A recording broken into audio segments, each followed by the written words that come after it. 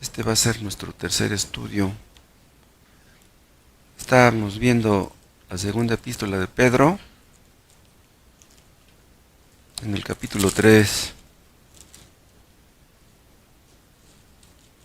el último versículo de segunda de Pedro 3, 3:18.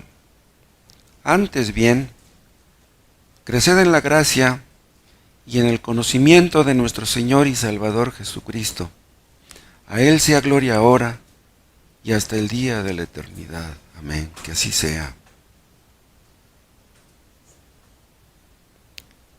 Pero ¿por qué dice antes bien? Por lo que ha dicho antes.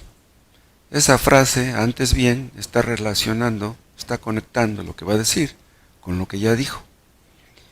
Y está diciendo en los versículos anteriores que muchos niegan que Cristo vaya a venir otra vez. Dicen, no, siempre andan diciendo que Cristo va a venir, no ha venido. Pero pues Cristo vino por primera vez.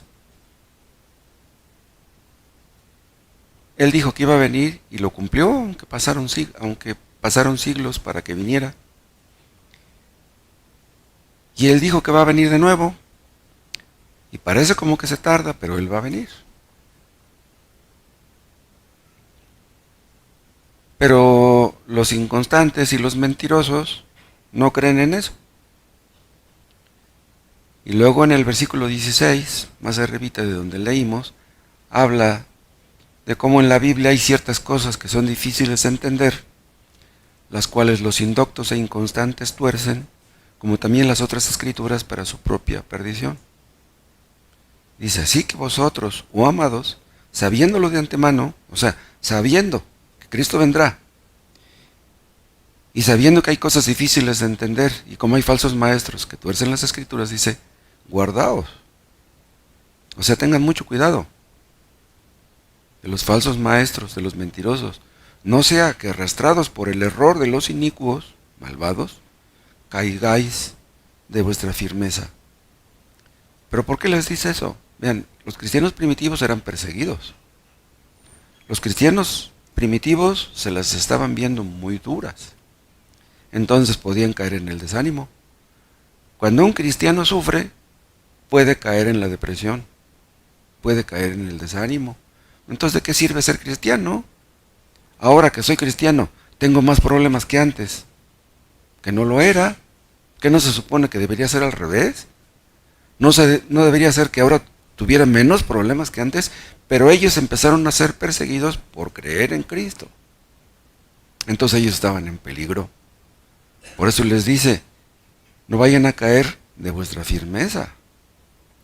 Dice, antes bien, en lugar de caer, dice, lo que ustedes deben hacer es crecer en la gracia y en el conocimiento de nuestro Señor y Salvador Jesucristo.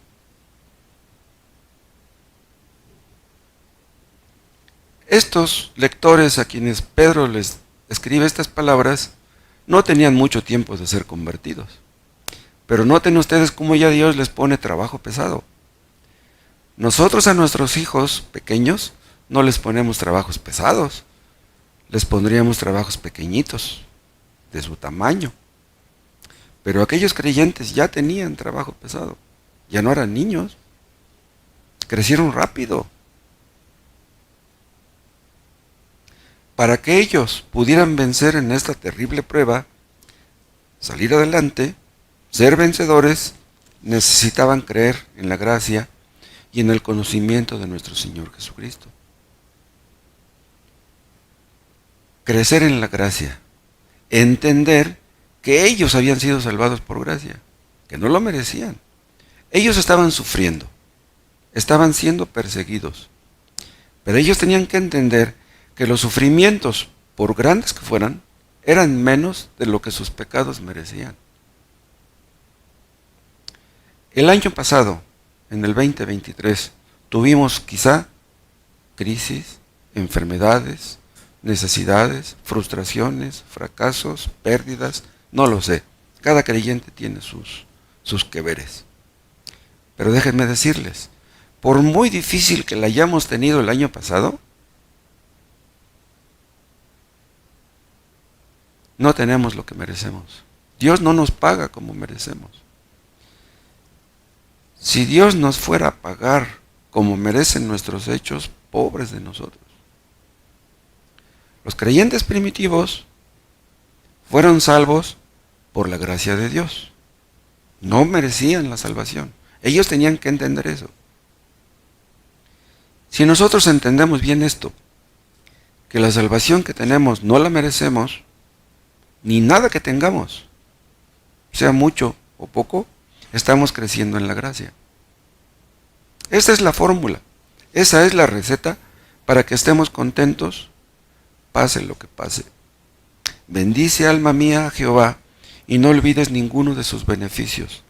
Él es quien perdona todas tus iniquidades, pasadas, presentes y futuras.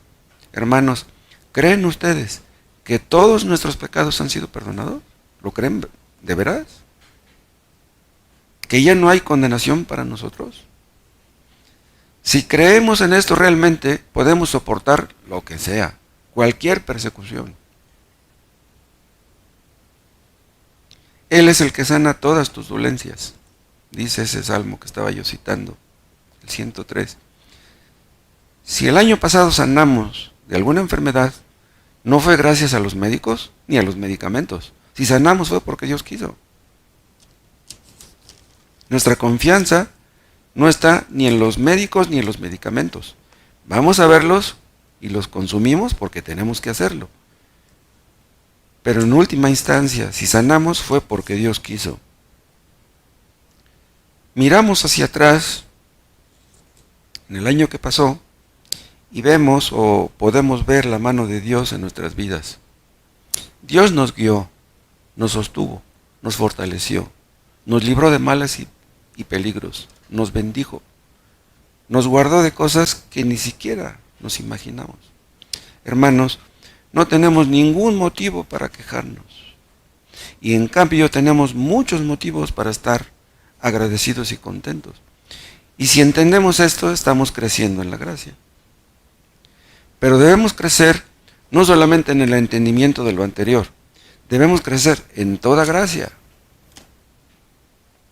Los frutos espirituales, los frutos del Espíritu Santo, los frutos que deben manifestar todos los cristianos verdaderos, son llamados también gracias espirituales.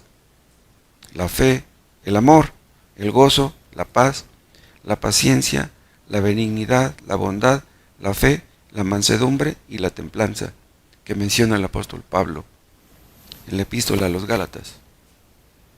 Debemos crecer en este año, hermanos, en todas estas gracias. Debemos crecer en amor a Cristo. Si el año pasado lo amamos un poquito, que Dios nos conceda que este año lo amemos más, mucho más. Debemos crecer en el amor a nuestros semejantes. Debemos crecer en el amor a nuestros hermanos. Entre nosotros, hermanos, no debe de haber nada de resentimientos, nada de rencores, nada de divisiones, nada de malas sospechas. Amamos a nuestros hijos inconversos y no amamos a nuestros hermanos en Cristo. La iglesia de Cristo, hermanos, es una familia espiritual. Los lazos que nos unen son lazos que ni la muerte podrá disolver. Ni la muerte podrá disolver. El amor filial, el amor que tienen los padres hacia los hijos hacia los padres, es un amor que se acaba cuando se mueren. Pero ese amor que tenemos entre nosotros nunca se acabará. Seremos hermanos por toda la eternidad. Oramos por nuestros hijos, que son inconversos, y no oramos por nuestros hermanos en Cristo. ¿No oramos por sus hijos de nuestros hermanos? Debemos crecer en gozo. El enemigo, hermanos, hace mucho por quitarnos el gozo de la salvación. Él sabe que el gozo de Jehová es nuestra fortaleza, y es por eso que ataca las bases de nuestro gozo. Vean, los inconversos ríen y cantan y bailan, pero no tienen bases para estar contentos. Se emborrachan, bailan, cantan, pero al día siguiente, cuando amanecen crudos, aterrizan. Ahí pueden ver su realidad. Pero los creyentes somos los únicos que tenemos derecho de estar contentos. Tenemos que estar contentos. Dios nos ordena estar contentos. Un cristiano que está triste, que está deprimido, ¿cómo va a animar a otros que están desanimados? Un cristiano melancólico, un cristiano triste es una mala recomendación para el cristianismo. Tenemos motivos para llorar. Tenemos hijos que son inconversos y derramamos nuestras lágrimas por ellos. Pero tenemos muchos motivos para reír, para estar contentos. Es por eso que Dios nos ordena estar contentos. Nos gozamos en Cristo. No nos gozamos en los sufrimientos, en las aflicciones, en las necesidades, en la pobreza. Nos gozamos en Cristo. No somos masoquistas. No nos gusta el sufrimiento. Pero gozarnos en el Señor es entender que Cristo es nuestro Señor. Él es nuestro dueño. No somos dueños de nosotros mismos. Y si Él es nuestro Señor, Él es nuestro dueño. Y si Él es nuestro dueño, Él proveerá todo lo que necesitemos, sea en el aspecto físico, en el aspecto material o en el aspecto espiritual. Él nos dará lo que tenga que darnos en este año. Entonces, por eso tenemos que estar contentos. Tenemos que crecer en entender esto. Cristo es el soberano del universo. Está sentado en el trono celestial.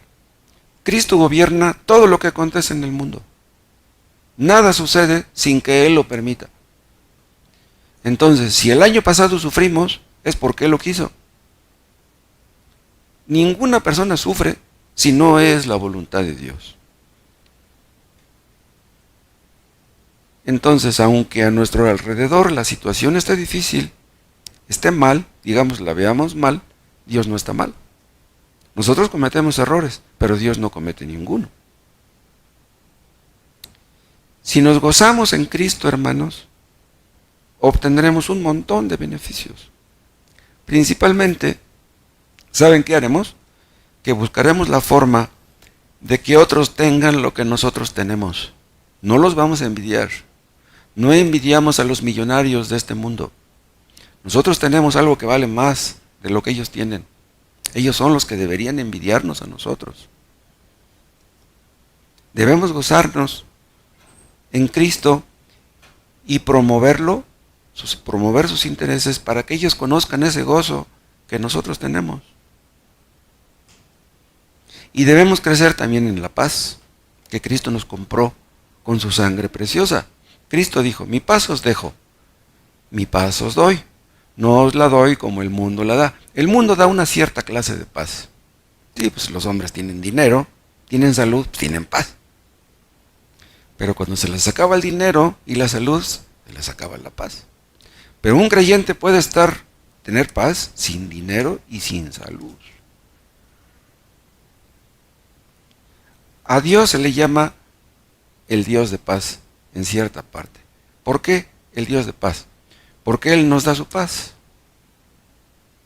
La paz verdadera, la paz espiritual se deriva de Él. Dios tiene paz en sí mismo porque Él no tiene problemas. Dios no tiene necesidades. Dios no tiene enfermedades. Dios no tiene inquietudes. Dios no tiene temores. Nosotros tenemos todas estas cosas, se nos acaba la paz, pero a Dios nunca se le acaba. Los millonarios no conocen esta clase de paz, pero los creyentes la conocemos. ¿Han leído ustedes una anécdota de Spurgeon? Donde habla de un hombre que iba a ser quemado. El verdugo que iba a prender la pira estaba inquieto. Se le veía en su actitud que él estaba preocupado, estaba tenso por lo que iba a hacer. Y el mártir, el cristiano que iban a matar quemado, él estaba tranquilo y le dijo, oye, dice, mira, pon tu mano en tu corazón. Y el verdugo lo hizo así, puso su mano en su corazón, no, pues estaba latiendo, pero sí, rápido, fuerte, ¿no? Dice, ahora pon tu mano en mi corazón. Y puso su mano en el corazón del que iba a ser quemado y estaba en paz. Estaba bien tranquilo. Lo iban a quemar vivo y estaba tranquilo. Esa es la paz de Dios que sobrepasa todo entendimiento. ¿Cómo este hombre lo vamos a quemar y tiene paz? Y yo que lo voy a quemar no tengo paz. Esa es una paz que los hombres no pueden entender. Debemos crecer en esta clase de paz que Cristo nos regaló. Debemos crecer también en paciencia. En la versión antigua, aquí donde habla de paciencia, ahí en Gálatas, es la palabra longanimidad. La palabra longanimidad habla de paciencia respecto a los hombres que nos agreden, que nos atacan, que nos odian, que nos calumnian, que quieren nuestro mal. Entonces, esa clase de paciencia nos conduce a no tenerles rencor a esas personas. Nos enseña a compadecerlos. Si una persona nos quiere hacer daño, ella es la que se está haciendo daño realmente. A un cristiano nadie le puede hacer daño. Un daño real, un daño verdadero. Entonces lo que tenemos que hacer es orar por ellos, compadecerlos. Orad por los que os ultrajan y os persiguen, dijo Jesús. Solamente un cristiano verdadero puede hacer eso. Esta clase de paciencia no es algo que abunda, que Dios nos conceda tener mucha de ella, porque pues siempre tendremos gente que no nos quiere. Nosotros ofendimos a Dios muchos años, pero Él nos tuvo mucha paciencia. Nosotros no le tenemos paciencia a los que nos ofenden. Debemos también crecer en benignidad. ¿Qué cosa es benignidad? Buscar la forma de ayudar a los demás, de ser útiles a nuestros semejantes, ser serviciales, ser amigables, para con los pobres, para con los drogadictos, para con los alcohólicos, con los niños, con los viciosos. No solamente empatía. La empatía es ponernos en los zapatos del otro que está sufriendo, sentir lo que él siente. Pero ¿de qué serviría tener empatía y no hacer nada? O sea, la benignidad habla de hacer algo por los demás. Hay muchos que les encanta decir que Dios te bendiga.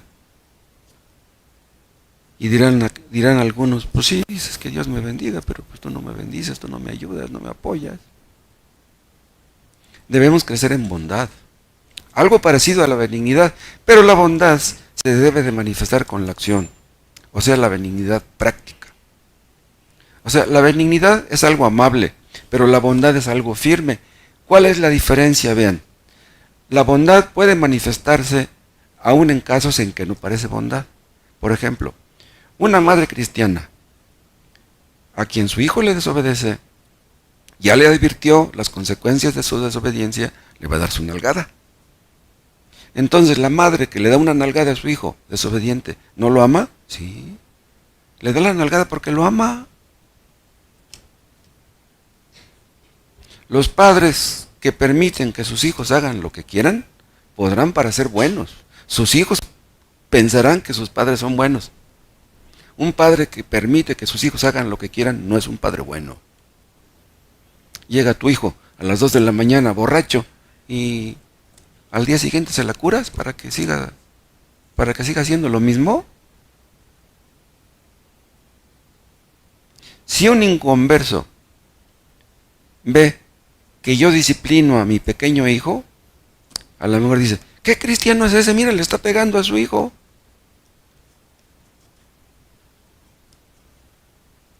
Pero un cristiano demuestra su bondad disciplinando a sus hijos. Hay abuelas consentidoras que echaron a perder a sus hijos y luego echan a perder a sus nietos también. No le pegues a mi nieto, déjalo que haga lo que quiera. Abuelas metiches, le hacen daño a los hijos. Le hacen daño a los hijos y le hacen daño a los nietos. La bondad de un creyente puede verse cuando censura el pecado que destruye las almas.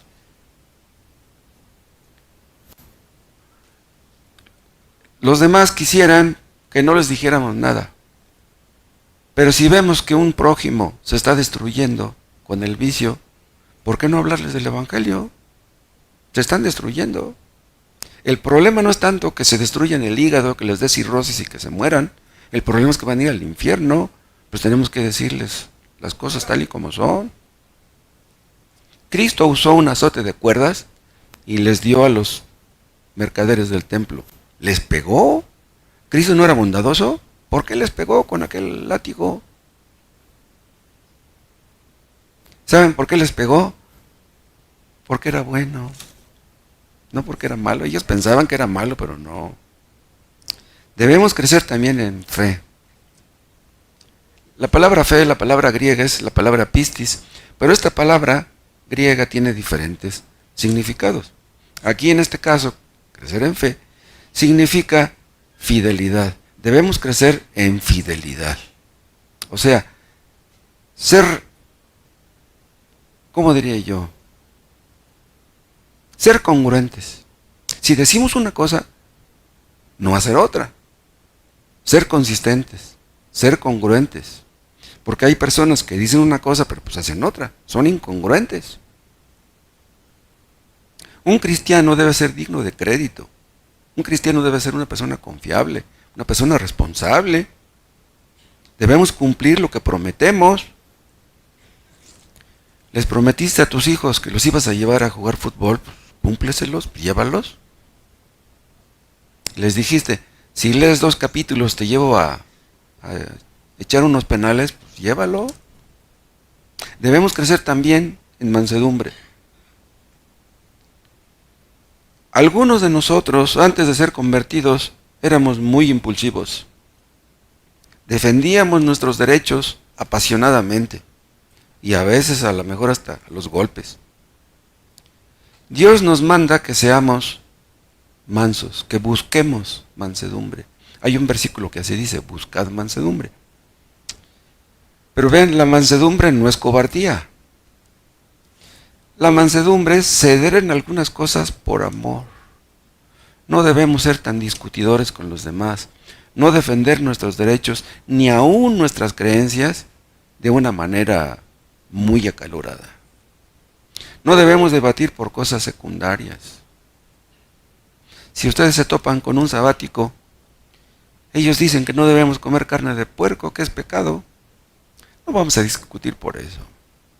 Hablemosles de cosas más elementales, más esenciales. Debemos crecer también en templanza, en dominio propio. Debemos aprender, hermanos, en este año Dios nos conceda a glorificar a Dios en lo que comemos y en lo que bebemos. Debemos aprender a comer y a beber cosas que nos beneficien realmente. Si no nos importan nuestros cuerpos, ¿nos importan nuestras almas? La mera verdad, hermanos, yo tengo ciertas dudas acerca de los médicos que fuman. Porque yo digo, si ese médico fuma tanto, no le importa su cuerpo, ¿le importa el mío? Bueno, se presta discusión el asunto, ¿no? Un cristiano que no tiene dominio propio puede perder su utilidad. La gula es uno de los 7 pecados capitales. ¿Sí? O sea, la gula destruye, el comer demasiado destruye. Le das a tu cuerpo lo que te pide y no le das a tu espíritu lo que te pide. ¿Obedeces a los impulsos de tu organismo y no obedeces a los impulsos del Espíritu Santo? Debemos crecer también, hermanos, en las promesas de Dios. Aprender más de las promesas. Dice David en una parte, está hablando de la palabra de Dios y dice, ella es mi consuelo en mi aflicción, porque tu dicho me ha vivificado. ¿Cuántas veces, hermanos, cuando estamos sufriendo, un versículo viene a nuestra memoria? Un versículo nos consuela. El creyente que más conoce las Escrituras, el que más cree en lo que lee, el que más cree en las promesas, es el que tiene los más grandes consuelos. Pidamos a Dios, hermanos, que aumente nuestra fe en este año, nuestra fe en sus promesas. En medio de yo les mencionaba la vez pasada que en medio de las aflicciones y de las crisis, nuestra fe crece. No nos damos cuenta, pero está creciendo. Nuestra fe no crece cuando las cosas son fáciles, cuando las tenemos cómoda. Crece cuando la situación es difícil. Yo les decía de las tormentas, ¿no? Como las tormentas aflojan las raíces de los árboles, se mueven los árboles y las raíces profundizan y se agarra más fuertemente el árbol, y a un árbol grande que tiene un tronco así ya para que se caiga con el viento está un poco difícil. Los árboles que se crecen, los árboles que se caen en medio del viento son los que ya están bien viejos. Y ya tienen tantos años, por eso se caen. Pero eso no pasará con los creyentes, porque los creyentes aún en la vejez estaremos vigorosos y verdes, dice un salmo, ¿sí? Aunque me vean arrugado, mi fe de todos modos está firme, ¿sí? ¿Se acuerdan de aquella mujer cananea que tenía una hija endemoniada? Ella se aferró a buscar la sanidad de su hija. Le dice a Jesús: Señor, ten misericordia de mí. Su hijita estaba atormentada por un demonio. Y a fin de cuentas ¿cómo terminó el asunto? ¿Se acuerdan? Cristo sanó a su hija. Es que ella se aferró. Señor, tienes que salvar a mi hija. O sea, su fe sería poca, pero cuando se agarró de Cristo y vio que Cristo la sanó, ¿se imaginan cuánto creció su fe? Hermanos, si Dios no salvó a nuestros seres queridos en el 2023, a lo mejor en este no bajen la guardia. Que Dios nos conceda también, hermanos, no solo crecer en fe, también en humildad. Cuando estamos orando, hermanos, cuando oramos como se debe, nos humillamos. Entendemos que Dios es muy grande y que delante de Él no somos nada. Bueno, pues cuando creemos eso, cuando entendemos eso, estamos creciendo. ¿No lo vemos? Crecemos de rodillas. Un hombre que está de rodillas mide mucho menos de lo que crece de pie, de lo que mide de pie. Pero crece más estando ahí, de rodillas. Si nos vemos cada vez más pequeños, eso significa que estamos creciendo. Los hombres orgullosos se sienten grandes, pero Dios los ve tal y como son. Cuando nos alejamos del pecado, vean, estamos creciendo. Cuando empezamos a aborrecer el pecado, aprendemos a aborrecer el pecado, estamos creciendo. Cuando nos acercamos a Cristo, porque ¿qué caso tendría que te alejaras del pecado y no te acercaras a Cristo? No, debes ir de un extremo al otro. Hay un salmo donde David dice: a Jehová he puesto siempre delante de mí. ¿Se acuerdan? Dice: por tanto, no seré conmovido, no seré espantado. Si Jehová está delante de mí, no me voy a espantar por cualquier cosa. Pero vean, dice: a Jehová he puesto delante de mí. Él debe ir delante de nosotros, no atrás. Nosotros debemos seguirlo a Él, no Él a nosotros. Hay unos niños que se sienten muy confiados y quieren correr delante de su papá. Espérate, hijo, espérate, hay peligro delante, mira, vienen los carros, vienen los perros, hay vidrios ahí en el suelo. Espérate, hijo. Debemos poner a Cristo delante. Señor, concédeme seguir tus pasos, hacer tu voluntad. Si Él está cerca, hermanos, si ponemos a Cristo cerca de nosotros, es un decir, porque pues ¿cómo lo ponemos? Dice: a Jehová he puesto delante de mí. Bien. El católico dice: a San Judas Tadeo lo he puesto delante de mí. Ahí lo tienen, tienen a Judas Tadeo delante de ellos, pero a Jehová no. No, debemos poner a Cristo delante de nosotros. Obligarlo a que esté ahí con nosotros, que no nos abandone. ¿Y saben qué? Si Él está cerca de nosotros, lo sentimos. Como si escucháramos los latidos de su corazón. que Él no tiene corazón como nosotros.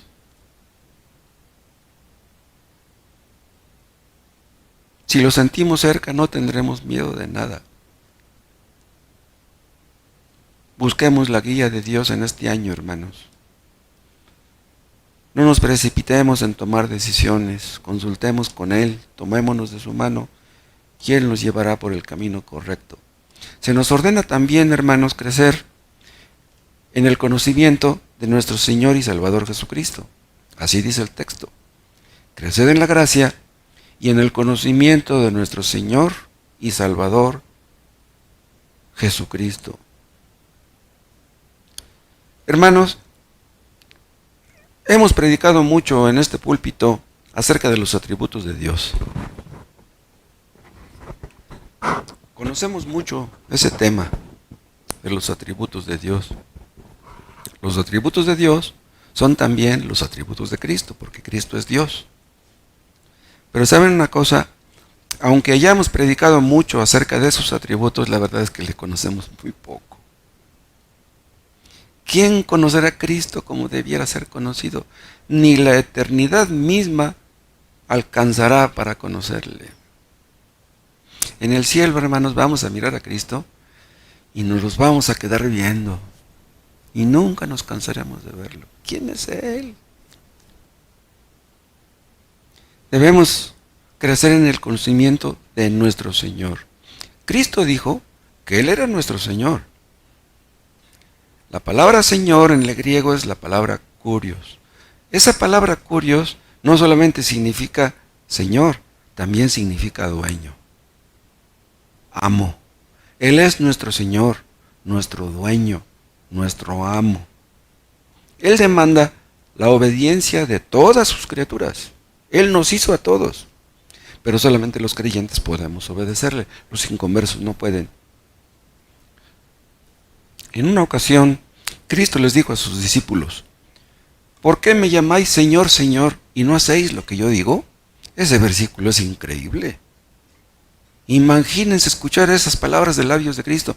¿Por qué me llaman Señor si no me obedecen? Pues si no me obedecen, pues mejor no me digan Señor. ¿Creen que soy el Señor? Pues obedézcanme.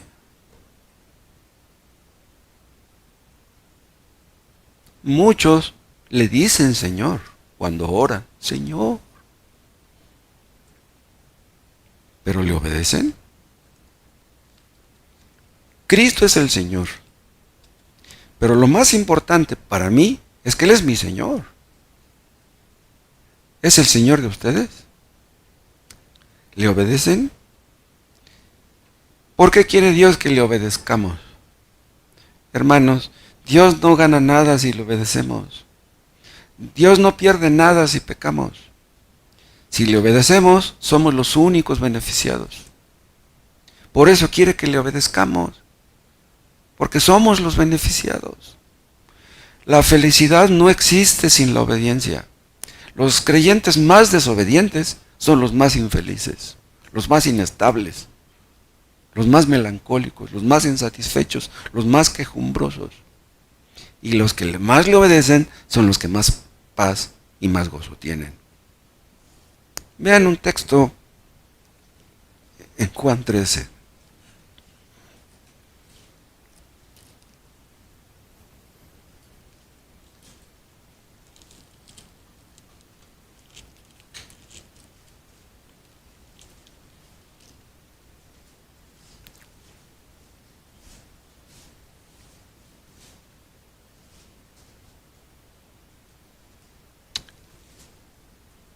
Juan 13:13. Vean estas palabras dichas por Jesús mismo.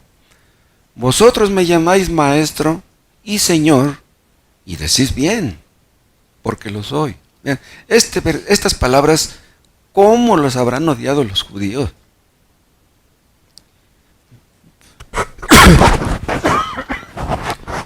Vosotros me llamáis maestro y Señor, y decís bien. Gracias, porque lo soy. ¿Soy maestro? Siéntense a mis plantas para aprender. ¿Me llaman Señor? Obedézcanme, dice. Y decís bien. No están equivocados. Los judíos reconocían a Jehová como un Señor. Dice, ¿cómo este es un nombre y nos dice que Él es el Señor? Los judíos eran monoteístas. Ellos creían en un solo Dios. Si este nos dice que es el Señor, entonces tenemos un Dios allá y tenemos otro Dios acá. No, nomás hay uno. Creían que Cristo era un blasfemo por eso. Dice, tú te haces igual a Dios. Era igual a Dios. Dice, no, yo no me hago igual a Dios. Yo soy igual a Dios. Wow, qué tremendas palabras dijo Cristo. Dice, ustedes me dicen que soy el maestro y el Señor. Pues dicen bien. Yo soy el maestro. Yo soy el Señor.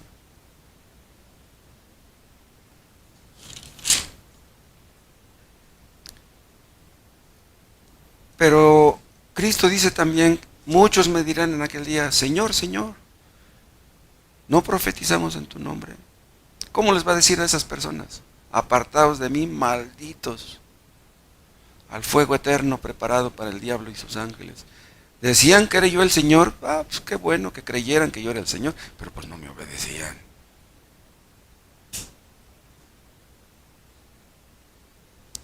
Tomás, uno de los apóstoles, había visto muchos milagros que Cristo hizo, pero cuando le dijeron que Cristo había resucitado no lo quería creer. Ha de haber dicho, sí, pues hizo muchos milagros, pero si yo lo vi que murió, yo vi que estaba en la tumba, ¿cómo es que resucitó? No, no puede ser. No podía creer eso. Pero de repente Cristo se le apareció a todos los discípulos y ya estaba ahí Mateo, Tomás, y se espantó viendo a Cristo resucitado. ¿Y qué le dijo Cristo? Dice, pon tus manos aquí, dice, en mis heridas, en mis cicatrices, dice, y no seas incrédulo, sino creyente. Y recuerdan cómo reaccionó Pedro, Tomás, cuando vio a Cristo resucitado, le dijo, Señor mío y Dios mío, eres mi Señor, eres mi Dios. Eso era demasiado para él y para cualquiera. Vean lo que dice Mateo 28.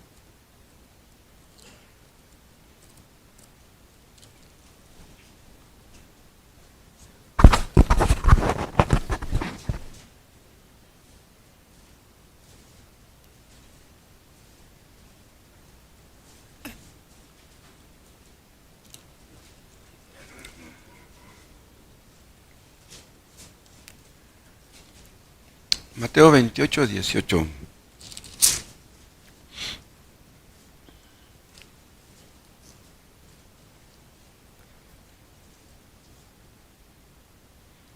Veintiocho, 18. 17, vean. Y cuando le vieron, le adoraron. Vean, cuando le vieron resucitado. Cuando le vieron, le adoraron. Dice, pero algunos dudaban. ¿Por qué dudaban? Es que, ¿cómo es que él murió y ahora está resucitado? No puede ser. No puede ser eso. Tenían dudas. Y Jesús se acercó y les habló diciendo, toda potestad, esta palabra potestad habla de autoridad y de derecho. Toda autoridad, toda potestad, todo derecho me es dado en el cielo y en la tierra. Pero vean quién dijo estas palabras.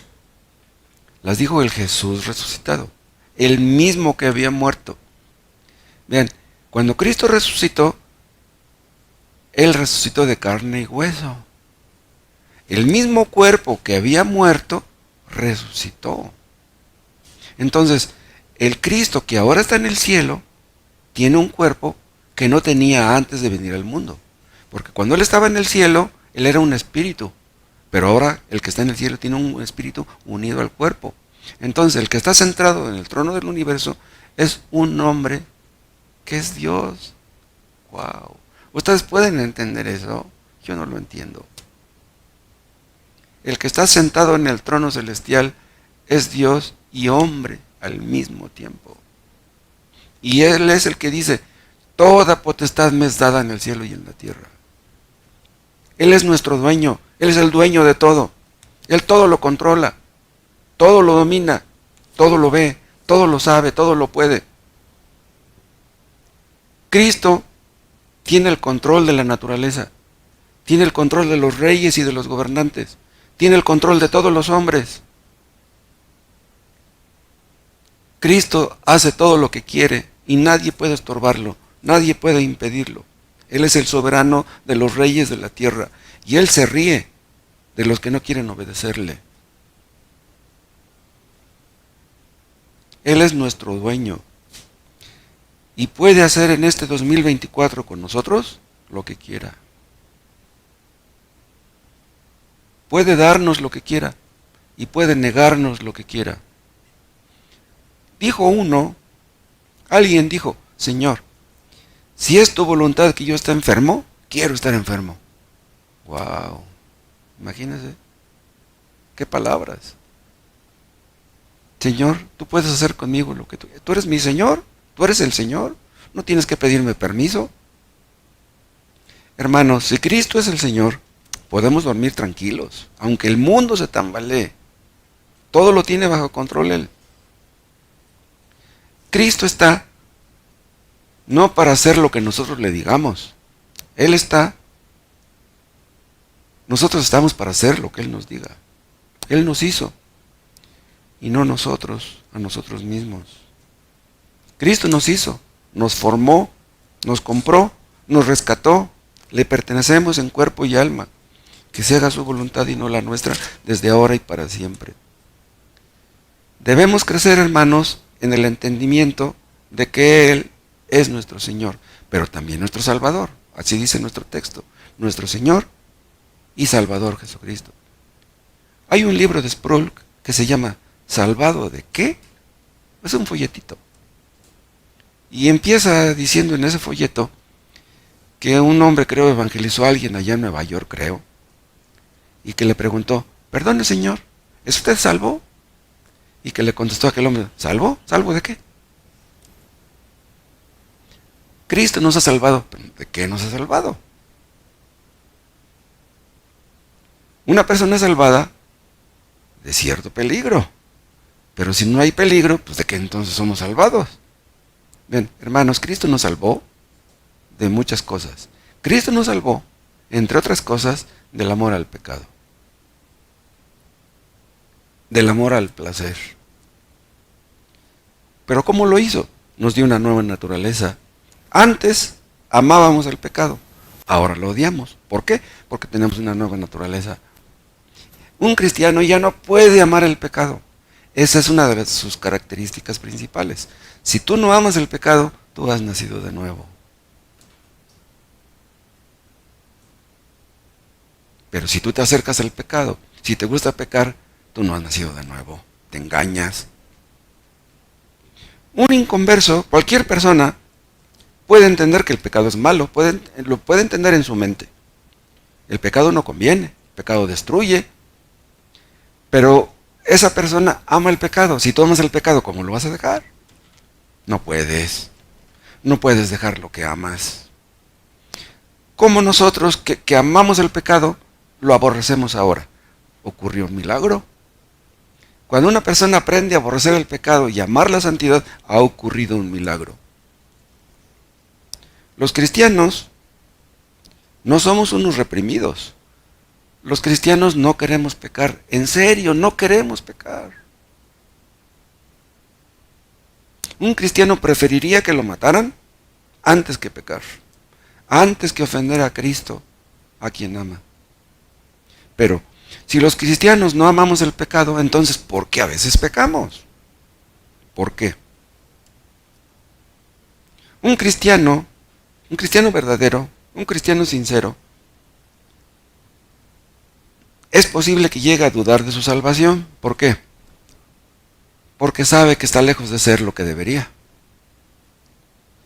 ¿Cómo puedo yo estar seguro de que soy salvo y de que voy a ir al cielo si he metido tanto la pata? He resbalado en muchas ocasiones. El otro día vimos, acuérdense, que un cristiano es un santo y un pecador al mismo tiempo. ¿Se acuerdan que lo vimos? Vimos en el Magnificat que la Virgen María reconocía que necesitaba un Salvador. La Virgen María necesitaba un Salvador. Ella no puede salvar a nadie. Ella era una mujer. Pero Cristo es Dios. Cristo necesitaba La Virgen María necesitaba de Cristo. Cristo no necesitaba de la Virgen María. ¿Sí? Cristo hizo a la Virgen María. Cristo hizo a la Virgen María. La Virgen María era hija de Cristo. Pero Él nació en el vientre de la Virgen María. ¿Ustedes pueden entender eso? Los creyentes verdaderos tienen fe salvadora. Algo que les ha sido dado. Tenemos fe, pero tenemos dudas y temores. Y las dudas y los temores que tenemos son ocasionados por lo que les digo, porque no somos lo que debiéramos. Un hombre le dice a Cristo, creo, ayuda a mi incredulidad. Vean, solamente un cristiano puede decir eso. Los creyentes le decimos a Dios, yo creo, pero no creo como debería creer. Ayuda a mi incredulidad. Ayúdame a creer como debería. Un cristiano tiene dos naturalezas. Tiene una naturaleza espiritual y una naturaleza carnal. Y la una lucha contra la otra. No somos lo que quisiéramos. Quisiéramos ser perfectos, pero no lo somos. Nuestra nueva naturaleza, la naturaleza espiritual, nos jala hacia arriba. Y la naturaleza carnal que todavía mora en nosotros nos jala hacia abajo. Nos hace contrapeso. Quisiéramos ser perfectos y nunca pecar, pero pecamos. Vean un texto que está en Gálatas 5, que hemos visto en más de una ocasión.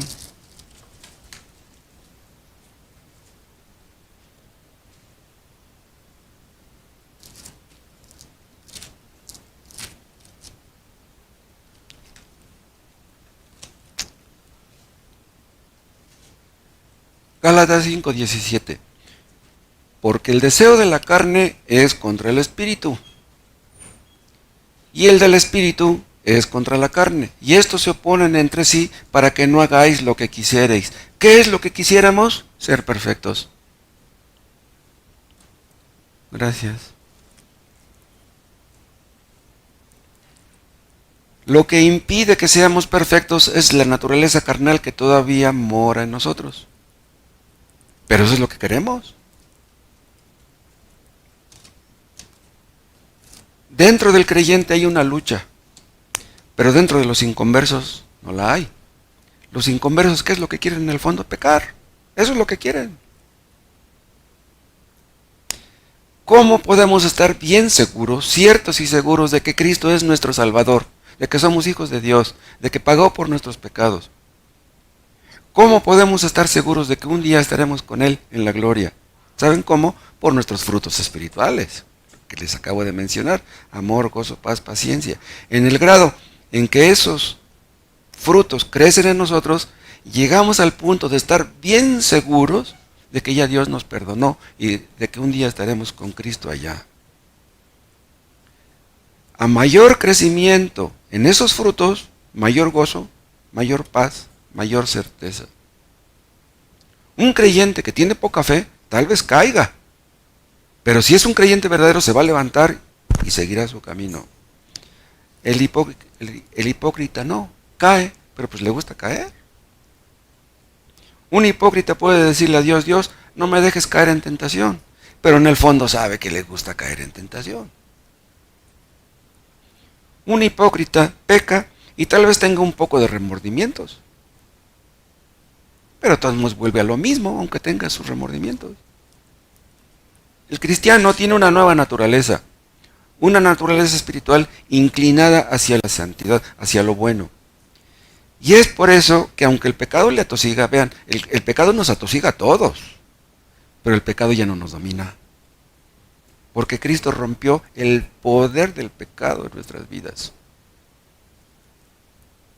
Dice el apóstol Juan, todo aquel que es nacido de Dios no practica el pecado. ¿Por qué el que es nacido de Dios no practica el pecado? Porque la simiente de Dios permanece en él y no puede pecar porque es hijo de Dios. El creyente tiene el Espíritu Santo, es un hijo de Dios y por eso ya no puede hacer lo que hacía antes. Ya no puede. Ya no puede disfrutar del pecado como antes disfrutaba. Un cristiano siempre se siente mal cuando peca. Siempre.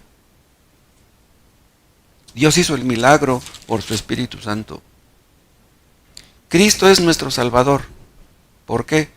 Porque nos salvó de la pena del pecado, de la culpa, del castigo que nuestros pecados merecen.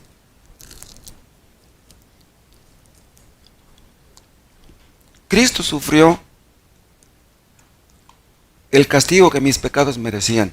Yo ya no lo voy a sufrir. Hermanos, ¿ustedes creen eso? Esa es música celestial. Yo ya no voy a pagar por mis pecados.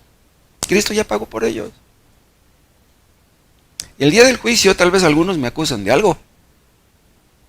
¿Sí? Pero ¿quién acusará a los escogidos de Dios en aquel día? ¿Quién nos condenará? Nadie.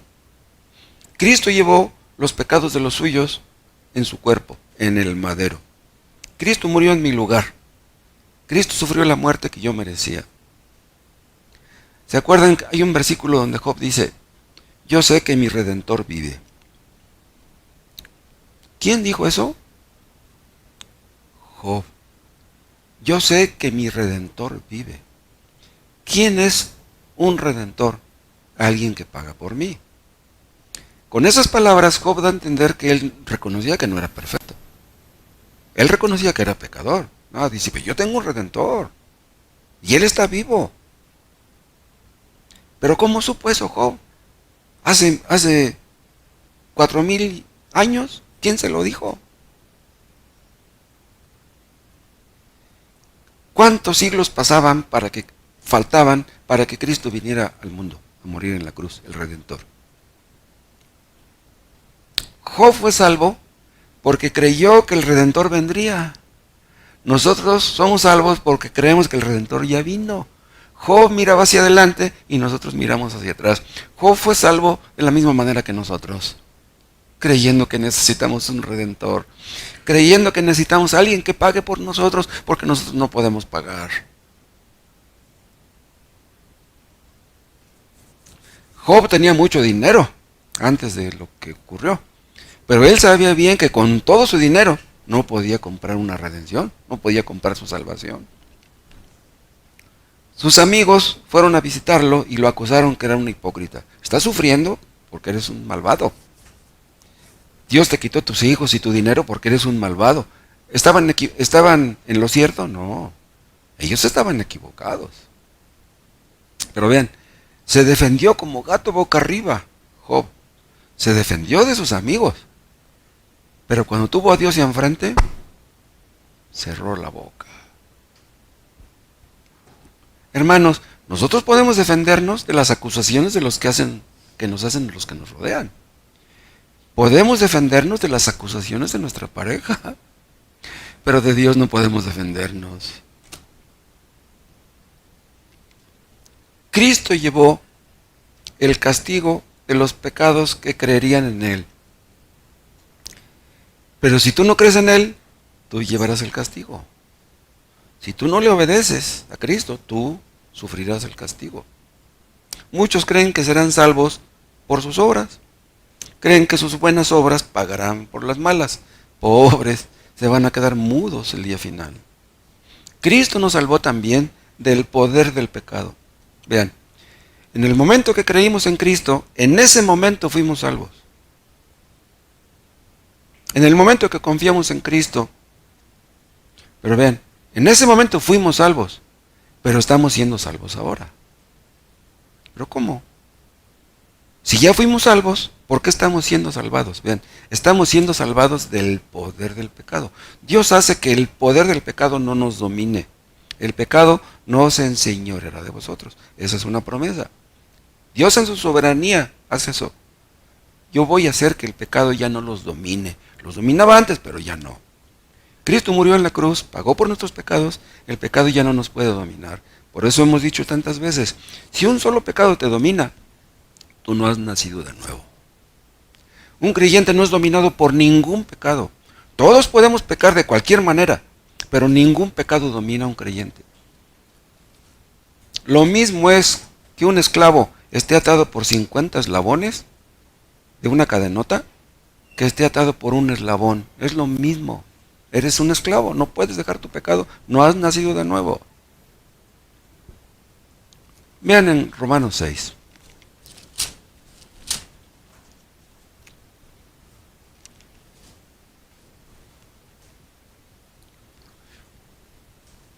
Romanos 6, 14. Porque el pecado no se enseñoreará de vosotros. Vean, esta es la soberanía de Dios. Es la promesa. Acudamos a esta promesa, aferrémonos a ella. Pero vean, aquí habla de la soberanía de Dios, pero vean lo que dice 6:12. No reine pues el pecado en vuestro cuerpo mortal, de modo que lo obedezcáis en sus concupiscencias. Aquí habla de nuestra responsabilidad. El pecado quiere dominarme. No, no, no. Momento, no me invites a eso. No, yo ya no le entro a eso. No me invites a eso. Yo ya no lo hago. Soy cristiano. Entonces, Él es soberano y ha prometido que el pecado ya no nos dominará. Pero nosotros debemos poner nuestra parte, apartándonos, alejándonos del peligro. Te acercas al peligro, vas a caer. ¿Por qué el pecado ya no puede dominar al creyente otra vez? Vean 6:14. Porque el pecado no se enseñoreará de vosotros, pues no estáis bajo la ley, sino bajo la gracia. Vean, el poder del pecado es el poder más grande del universo. Satanás es esclavo del pecado. ¿Sí? Entonces el pecado es más poderoso que Satanás, puesto que domina a Satanás. Bueno, pero dice aquí, ya no estáis bajo la ley, sino bajo la gracia. Y la gracia es el poder de Dios. El poder de Dios es más grande que el poder del pecado. Entonces no se puede decir que no se puede. Ay, es que yo no puedo. He tratado de dejar el pecado, pero no puedo. Si eres cristiano, tienes que poder. Y si no puedes, no eres cristiano. Así de sencillo.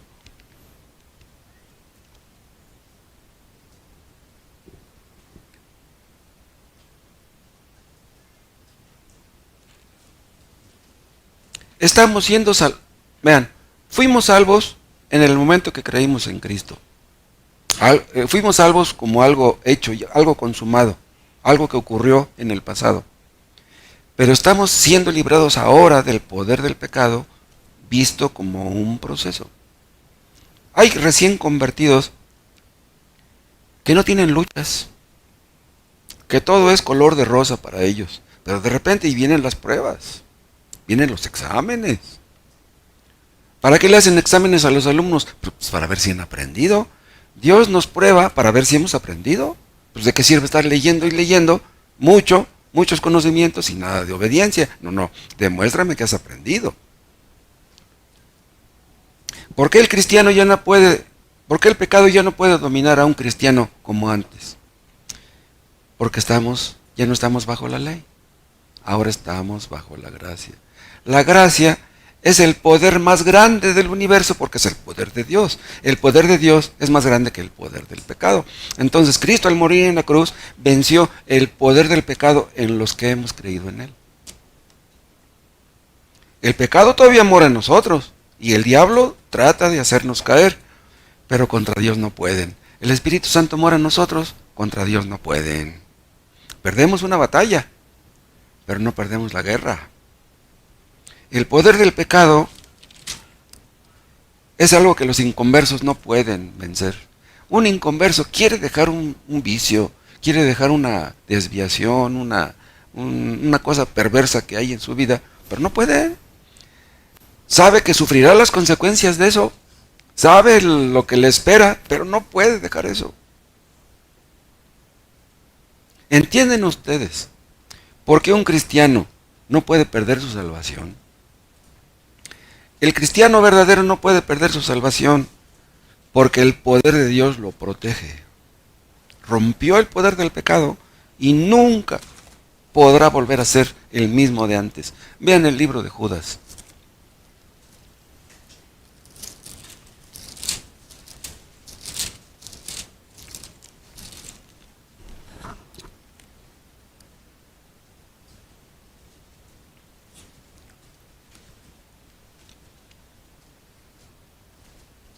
Miren el versículo 24 de Judas. Y aquel que es poderoso para guardaros sin caída y presentaros sin mancha delante de su gloria con gran alegría, al único y sabio Dios, nuestro Salvador. Vean, aquí no solamente tenemos un Salvador que es Cristo, aquí también Dios se nos presenta como Salvador. Pero vean cómo dice el 24, aquel que es poderoso para guardaros sin caída. Pero hay un cristiano que pueda vivir una vida sin caídas. No. Pero entonces no dice que es poderoso para guardaros sin caída. ¿Qué quiere decir con esto? Es poderoso para guardarnos sin caída definitiva. O sea, Él nos guardará de manera que nunca perdamos la salvación, hasta el último día de nuestras vidas. Si un cristiano se convierte a los 15 años y muere a los 90, 75 años, Cristo lo guardará para que no pierda la salvación. Él lo preservará. Díganme si no es motivo para alabar a Dios y para estar contentos. A veces nos sentimos muy débiles en sentido espiritual. A veces nos sentimos sin ganas. A veces nos sentimos sin ganas de leer, sin ganas de orar. A lo mejor venimos al culto pesadamente, sin alegría. Pero ¿saben qué? Que cuando clamamos, Dios nos escucha. Hay ocasiones en que oramos y parece como que Dios no nos escucha, como si no avanzáramos. Pero ¿saben una cosa? Cuando estamos clamando, pidiéndole a Dios que nos ayude, estamos creciendo, aunque no lo vemos. Cuando nos reconocemos que somos débiles, Señor, tú sabes que no tengo ganas de orar.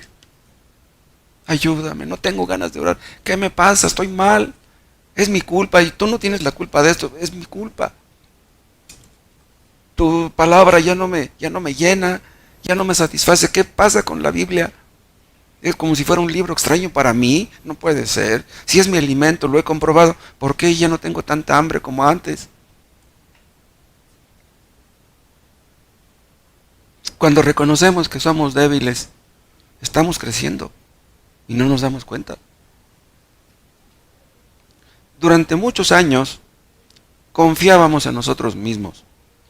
Pero ¿saben una cosa? Dios nos pone en situaciones donde nos obliga a confiar en Él.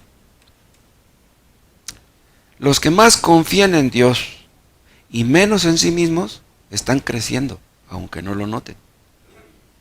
Un recién convertido tal vez tenga mucho de la vieja naturaleza carnal y poco de la nueva naturaleza espiritual. En un cristiano hay dos naturalezas, una naturaleza espiritual, obrada por el Espíritu Santo, y otra parte carnal que heredamos todavía de Adán. Es natural. Es natural porque durante muchos años tuvimos la naturaleza carnal. Entonces, un recién convertido duró muchos años con la naturaleza carnal y ahora tiene poco tiempo con la naturaleza espiritual. Pero ven una cosa, Dios nos va fortaleciendo día con día. Nuestras piernas, en sentido espiritual, se van fortaleciendo. Y llega el momento que ya casi no caemos. Un cristiano maduro peca, pero muy raras veces. En cambio, un recién convertido tal vez mete la pata constantemente, pero va a crecer, va a madurar. Un niño chiquito de 2 años pues, va corriendo y se cae cada rato. De 3 años pues ya se cae menos, de 5 años pues ya está más difícil. Y si tienes 15 años y te caes, pues ya, qué bárbaro, ¿no? Un cristiano de 80 años sigue creciendo. Nunca dejamos de crecer en este mundo. ¿Y saben cómo hace Dios que crezcamos en esto? Pues nos alimenta. Nos alimenta con su alimento espiritual. El Señor dijo, no solo de pan vivirá el hombre, sino de toda palabra que sale de la boca de Dios. Necesitamos alimento físico, pero con más razón el espiritual. El que más se alimenta de la palabra, el que más cree en las promesas, es el que más crece. aunque no lo note. Vean 1 de Pedro 2.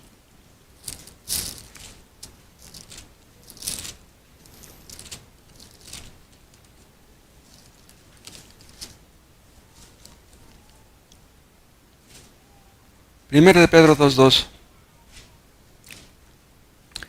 Desead, como niños recién nacidos, la leche espiritual no adulterada, para que por ella crezcáis para salvación. Vean, aquí habla de un crecimiento en la salvación.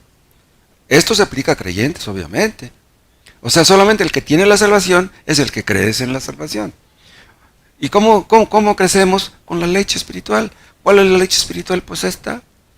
Los niños necesitan leche. Ustedes denle puro té a un niño, no le den leche, pues qué crecimiento va a tener ese pobre niño.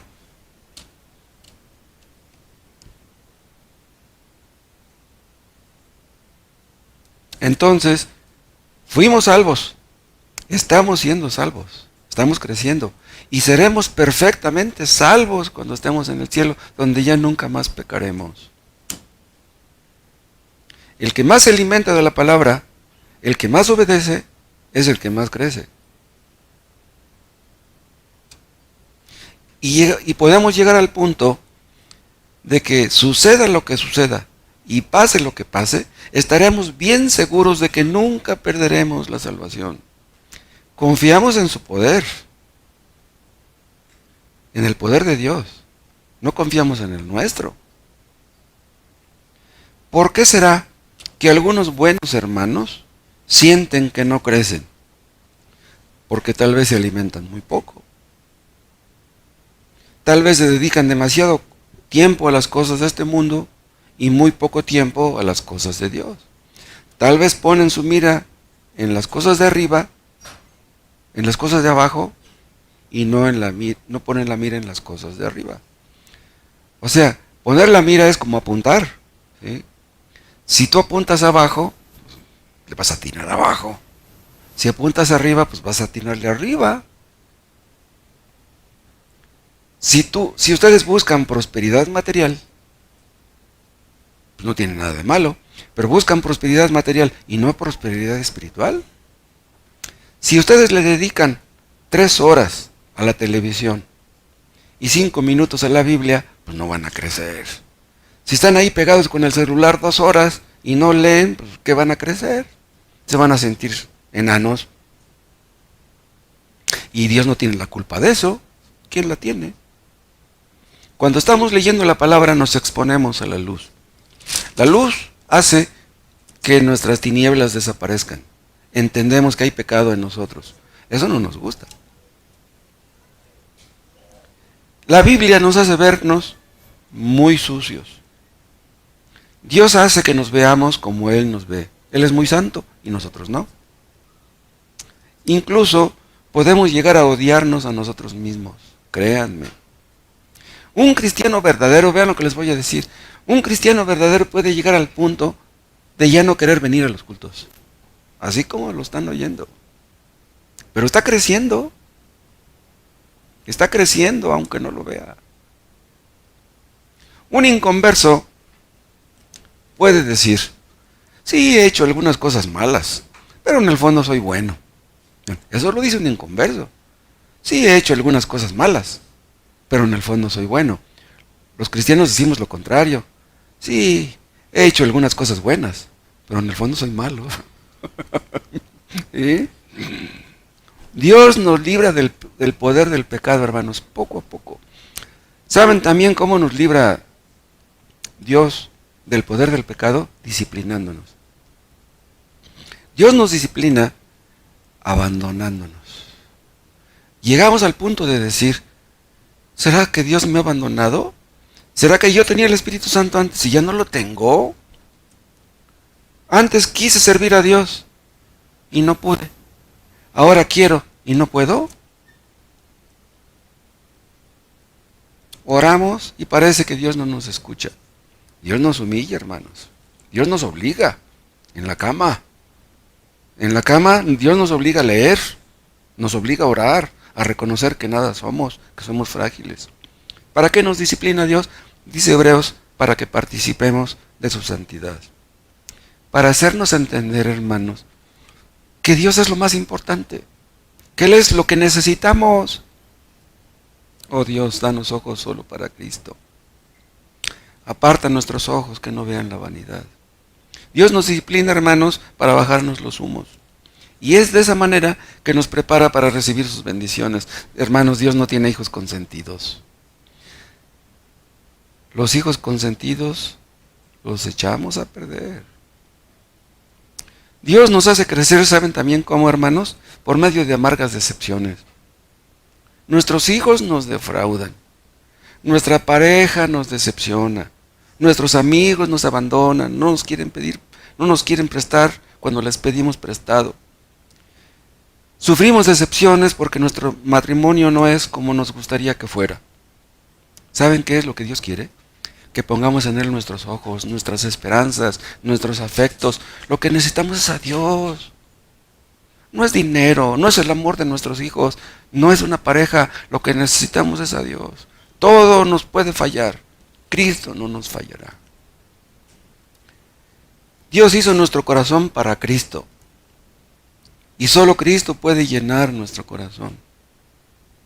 Acuérdense, hermanos, que Cristo salvó al ladrón. Y en ese momento en que lo salvó, se lo llevó al cielo. Pero eso no lo hace con todos. Cristo nos salva y nos deja todavía muchos años en este mundo. ¿Por qué no nos llevó luego? Porque nos está ejercitando, nos está probando, nos da hambre por las cosas espirituales, nos enseña a valorar lo santo, lo bueno, nos hace suspirar por el cielo, por Cristo que es nuestro cielo. Hermanos, suspiramos por tener dinero y no por Cristo. Si ustedes suspiran por dinero, tal vez Dios se los dé. Pero ¿de qué serviría que tuvieran dinero y no tuvieran a Cristo? Acuérdense de María. María escogió la buena parte y no le fue quitada. Hermanos, que este año escojamos la mejor parte. Cristo es la mejor parte. Y si escogemos a Cristo, Dios no nos lo quitará. Cuando valoramos a Cristo, cuando apreciamos a Cristo, cuando crece nuestro amor por Cristo, estamos creciendo. Hermanos, que Dios nos conceda crecer en ese amor. Pero déjenme decirles por último, que Cristo nos salvó también de la presencia del pecado. No solamente de la pena y del castigo y de la culpa, también nos salvó de la presencia del pecado. Pero eso no aquí. Eso será allá. Aquí pecamos, pero un día, hermanos, estaremos con Cristo y nunca jamás pecaremos. En el cielo no vamos a tener ni siquiera un mal pensamiento. No vamos a envidiar a nadie. No tendremos ningún rencor para nadie. En el cielo habrá hermanos que estarán encima de nosotros. En el cielo habrá quien dé órdenes y quien las obedezca. ¿Sí? Imagínense que estuviéramos cerca del hermano Tomás y que allá nos dieran una orden y que nosotros le obedeciéramos. Yo encantado, yo por mí no hay problema. ¿Sí?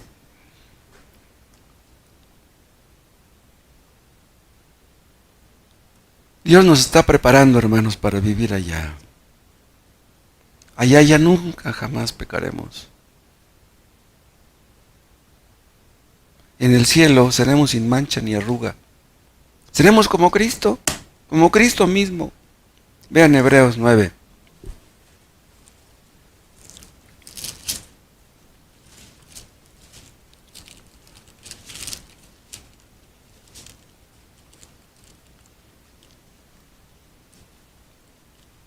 Nueve 28. Así también Cristo fue ofrecido una sola vez para llevar los pecados de muchos, no de todos, de muchos. Y aparecerá por segunda vez, vean, su segunda venida, sin relación con el pecado. La primera vez que vino en relación con el pecado. Dice, para salvar a los que le esperan. ¿Quiénes son los que le esperan? Los que creen en Él. Pero vean, dice, para salvar. Pues que no nos salvó ya. Sí, nos salvó. Pero cuando Él venga nos salvará y nos llevará a donde ya no hay pecado. Fuimos salvos, estamos salvos y seremos perfectamente salvos cuando estemos allá. Entonces, hermanos, amaremos a Cristo con todo nuestro corazón. Nada impedirá que le amemos. Aquí, hermanos, estamos atados por las cosas de abajo, nos preocupan nuestros hijos, la casa, el carro, nos importa esto y aquello, pero en el cielo, hermanos, aquí luchamos contra el pecado que combate, pero allá en el cielo entraremos en el reposo eterno. Hermanos, crecimos en el conocimiento de Cristo este año que terminó. Y si ustedes no conocen a Cristo, si ustedes no se alimentan de este alimento espiritual, si ustedes no leen constantemente, si ustedes no obedecen lo que está escrito, pues entonces no lo conocen y no pueden crecer. Los que crecen son los que ya nacieron. Los que no han nacido no pueden crecer. Si ustedes no han nacido de nuevo, si ustedes no se han arrepentido de sus pecados, si no lo hicieron el año anterior, háganlo ahora. Y podrán manifestar ese crecimiento.